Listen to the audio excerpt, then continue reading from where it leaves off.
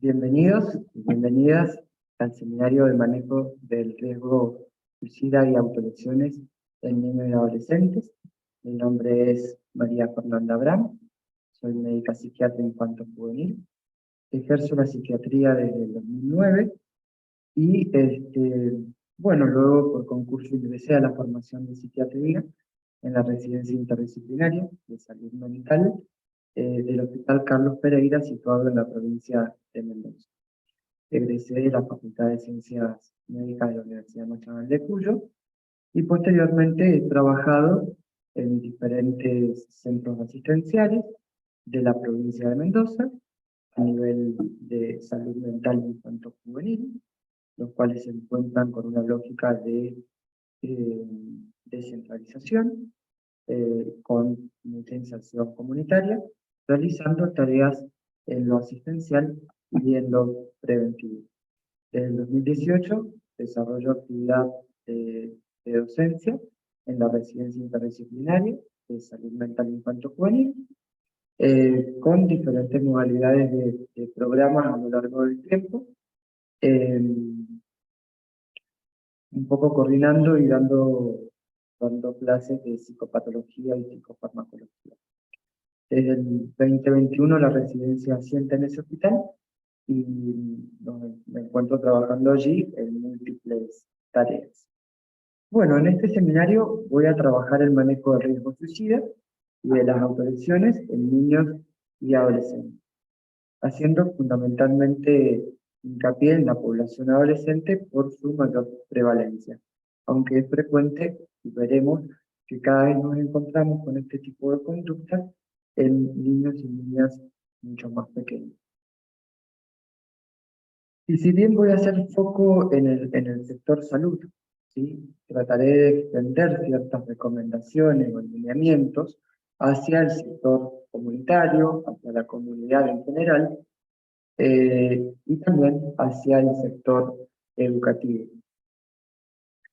Entonces, en el primer bloque voy a trabajar acerca de las definiciones en torno al suicidio, ¿sí? Veremos entonces la definición que da la Organización Mundial de la Salud, pero sobre todo comprendiendo al suicidio y a las autolesiones no suicidas como fenómenos de violencia. Y como fenómenos de violencia, veremos que están interrelacionados con otras formas de violencia, como el abuso sexual, el maltrato infantil, la violencia de género, la violencia simbólica, la violencia económica. Bien, entre las definiciones que vamos a pasar, entonces haremos ciertas diferencias entre cuál es el sujeto al que se dirige la acción. Entonces, discriminaremos los actos en violencia hetero-infligida o violencia autoinfligida cuando la violencia se dirige a sí mismo, como es en el caso de la conducta suicida, y luego, de acuerdo, vamos a hacer un estudio de la intencionalidad del acto, y de acuerdo, perdón, me olvidé de pasar la diapositiva, de acuerdo a la intencionalidad, si el deseo es de morir o no, lo discriminaremos en conductas con fines suicidas o sin fines suicidas. Lo importante es que vayamos viendo algunas diferencias clínicas que nos orienten hacia la medición del riesgo, la probabilidad del riesgo en el ámbito de la salud. Vamos por las definiciones y haremos definiciones, compararemos las definiciones de violencia y entre el estudio de las manifestaciones clínicas de la conducta suicida, las vamos a entender como un amplio espectro de presentación, desde el deseo de morir, desde el deseo de estar cansado de la vida, hasta cierta elaboración, con cierta elaboración más clara de una idea de muerte, e incluso a la planificación de actos para lograr el fin de quitarse la vida. Veremos también o haremos un análisis de cuáles pueden ser la intencionalidad en las autolesiones no suicidas. y que se discute, que pueden ser muchas, pero generalmente se acuerda en que la mayor parte de las veces están dirigidas a interrumpir ciertos estados emocionales de vacío o de intenso dolor psíquico, y alivia cierta tensión, pero también pueden corresponder a actos imitativos, como para pertenecer a un determinado grupo, ¿no? Pasaremos a, a las estadísticas de la región, que nos van a poner el alarma, ¿sí? Desde hace ya años, unos años atrás, la Organización Mundial de la Salud ha despertado o hecho hincapié en la temática, en el abordaje de la conducta suicida, por las estadísticas que indican que el suicidio ha sufrido un aumento realmente impactante en los últimos años, 20 años se podrá decir, en la población adolescente y adulta joven. Entre 15 a 24 años se encuentran las mayores causas o las mayores muertes por suicidio. Se enciende la alerta porque es la población entre 15 y 19 años en donde la principal causa de muerte en estas edades son las conductas violentas o en relación a actos de violencia, ya sean autoinfligidas o infligidas por terceros. Se dice que 6 de cada 10 muertes en adolescentes en esta franja etaria mueren por causas externas y en relación a situaciones de violencia. Es decir, sabemos entonces que son muertes evitables. Al mismo tiempo, estas estadísticas nos hablan de que entre los 15 y los 19 años las mayores tasas de suicidio, con más del 77%, obedece al género masculino, obedece a los varones, como una población de altísimo riesgo para la conducta suicida. Y entonces tendremos que hacer cierta lectura de la situación desde una perspectiva de género y ciertos mandatos en la subjetivación desde la masculinidad hegemónica. Para ir comprendiendo un poco los factores etiológicos que pueden conducir a una persona a quitarse la vida, voy a tomar el modelo ecológico, analizando determinados factores en el orden individual, relacional, comunitario y social, que se entienden de riesgo, que pueden ser predisponentes o factores de vulnerabilidad, o pueden actuar como factores sostenedores de esa vulnerabilidad o claramente como precipitantes de la conducta suicida. En la mayor parte de los casos de suicidios de adolescentes también vamos a observar que hay factores claramente precipitantes, muy proximales, que los desencadenan. Generalmente también tienen que ver con otras formas de violencia y de conflictos interpersonales, ya sea la pérdida del soporte vincular o vínculos muy conflictivos, donde predominan las conductas de rechazo, de humillación, incluso de amenaza a la integridad. Estamos hablando de la relación con situaciones de abuso o de maltrato, ya sea en lo agudo o sostenido crónicamente. Desde el Fondo de las Naciones Unidas para la Infancia, vamos a ir viendo una serie de recomendaciones que se elaboran para la comunidad en general, pero también para otros sectores. Si bien digo, voy a hacer siempre hincapié o foco en el sector salud, vamos a extender una serie de recomendaciones para el sector educativo, para la comunidad en general, y sobre todo algunos lineamientos para los medios de comunicación de cómo transmitir una conducta, cómo transmitir un hecho, un acto suicida y cómo no hacerlo. Por ejemplo, van a ser importantes el incentivo de hacer campañas que tiendan a informar adecuadamente, empezar a derribar mitos muy instalados en la sociedad con respecto a la conducta suicida, sobre todo tratando de alejar este fenómeno del carácter o del juicio moral que se pueda hacer. Va a ser necesario también acciones como visibilizar ya los dispositivos que se encuentran en los sistemas de salud, tanto en el nivel público o en el nivel privado, y a nivel de la comunidad, en tareas de asistencia, en tareas de prevención, en tareas de postprevención y en tareas de promoción de salud. Eso va a ser el primer bloque. Ya el segundo bloque estará destinado a la especificidad del manejo de la conducta suicida en la infancia y en la adolescencia. Cuando hablamos entonces nos enfocamos en el sector salud, vamos a tener como guía algunos principios. Uno de ellos es la integralidad del abordaje, ¿sí? Como lo amerita la complejidad del fenómeno de la conducta suicida. Esa integralidad entonces va a estar, o la concepción o el marco teórico va a ser de un enfoque biopsicosocial de la salud, en comprender el fenómeno del suicidio como un fenómeno de violencia que es multicausado o hay una plurifactorialidad de causas que están implicados en la conducta, no en la individualidad psicopatológica. Y por supuesto, dentro de esa integralidad en el abordaje, es trabajar en la sistematización de los circuitos de intervención para que no terminemos ni actuando, sacando casos de encima o haciendo derivaciones exclusivas,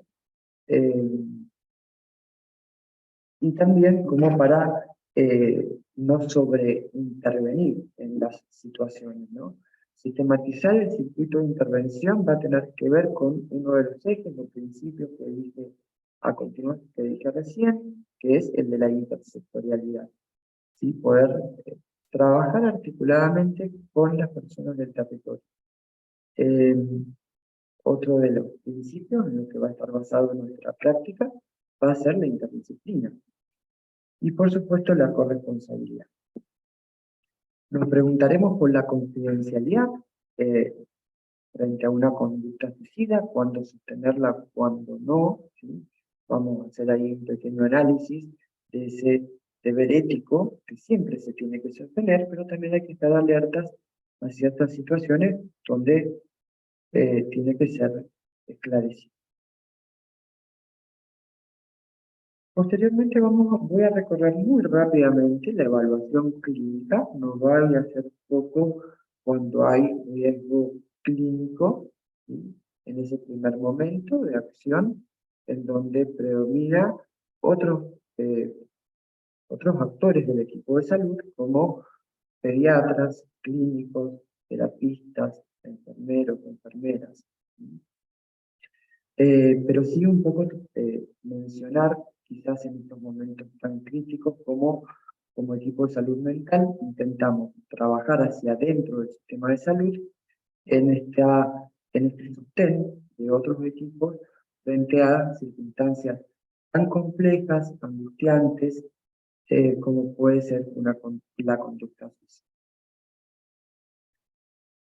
Bien, entonces vamos a ir entendiendo nuestro accionar del sector salud como un movimiento de doble apertura. Vamos a trabajar dentro del propio sistema de salud, ¿sí? Pero también vamos a ir entendiendo que el trabajo es hacia afuera del sector salud con los diferentes sectores, por ejemplo, la acción coordinada permanente que tenemos que llevar con los servicios locales de protección de derechos, las escuelas y diferentes asociaciones comunitarias. En cuanto a la evaluación del riesgo suicida, lo importante es determinar la probabilidad con la que vuelva a ocurrir, y esto nos va a dar el nivel de de gravedad del hecho, una primera aproximación para primero determinar si cumple con criterios de internación o el manejo se puede hacer de manera ambulatoria.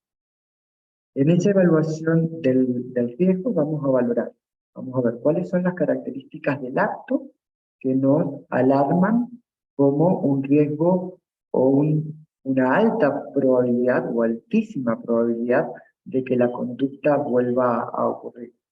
Puede ser, por ejemplo, en el que el acto esté muy planificado, eso va a ser también de mucho riesgo, pero también si es muy impulsivo, porque en las dos ocasiones tenemos claros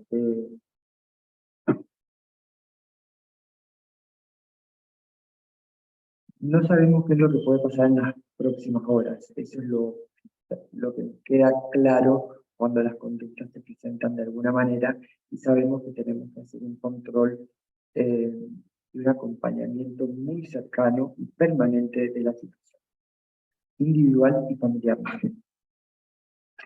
Vamos a ver también que en la evaluación por el equipo de salud mental, de forma interdisciplinaria, hacemos una valoración de las circunstancias, por ejemplo, también que llevan a la persona a cometer un acto suicida o conductas no suicidas, pero autolesivas.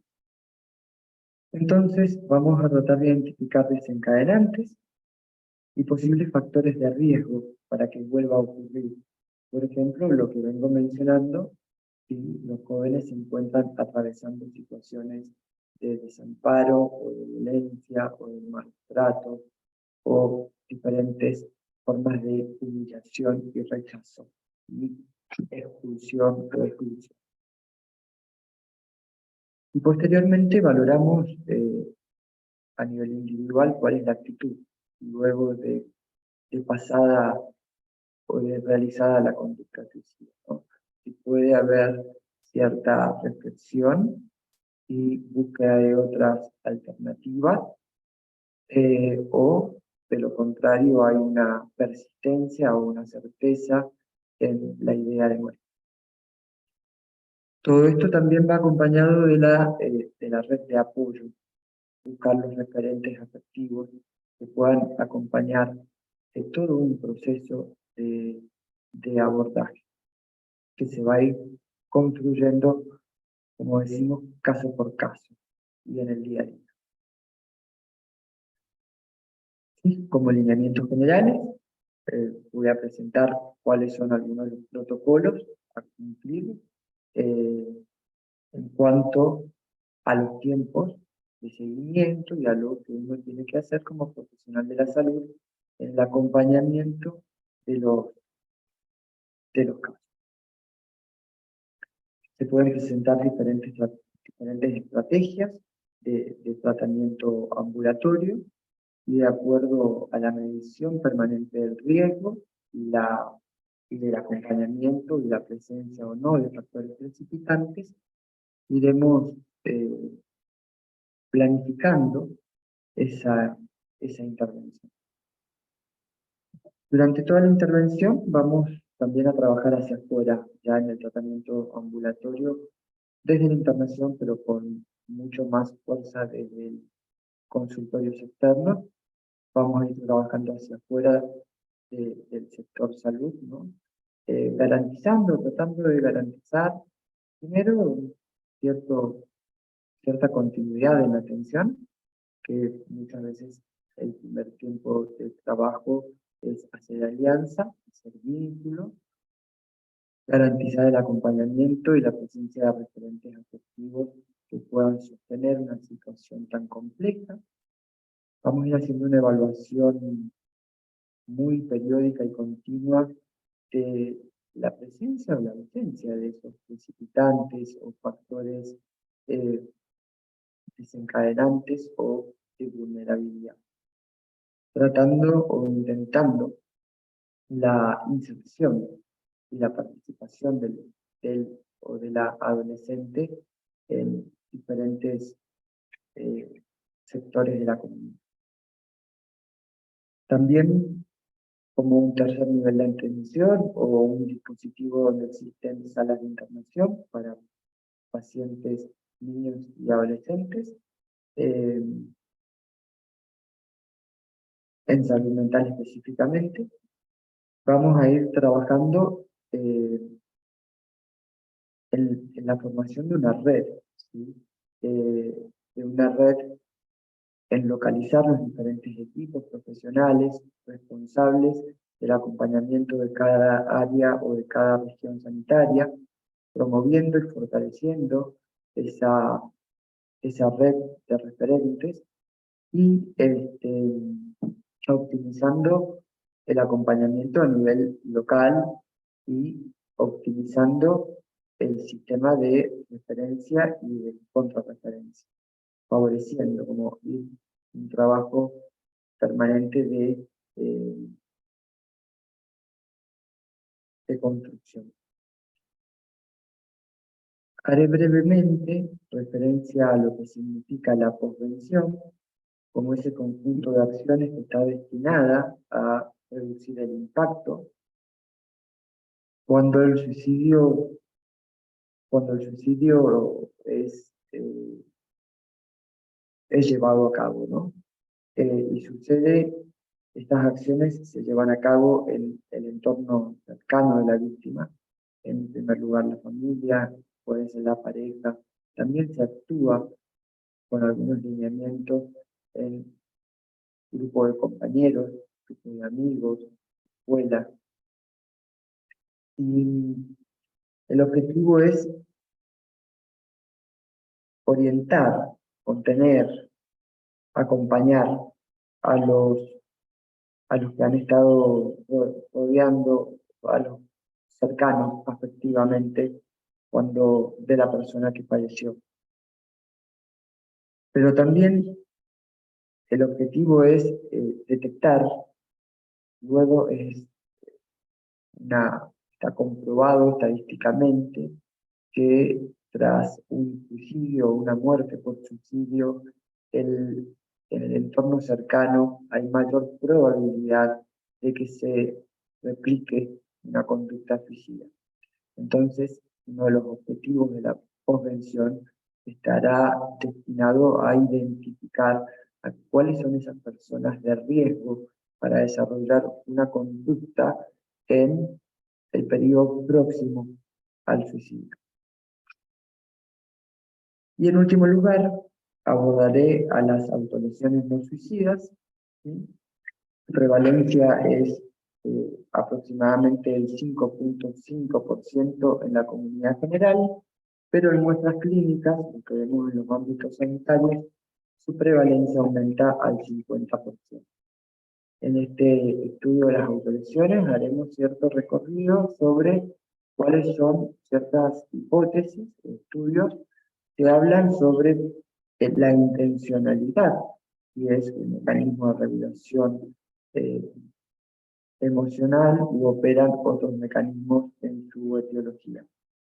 Veremos un poco cómo se puede relacionar con determinados trastornos o patologías a nivel psiquiátrico, hablando de comorbilidades, como puede ser en el consumo problemático de sustancias o también en ciertos trastornos de personalidad que nosotros decimos del grupo B, que incluye el trastorno de personalidad límite, el trastorno de personalidad histriónico, antisocial y narcisista, como grupos de mayor riesgo para la presencia de conductas autolesivas, quizás también como fenómenos de defensa frente a sentimientos de pasivo.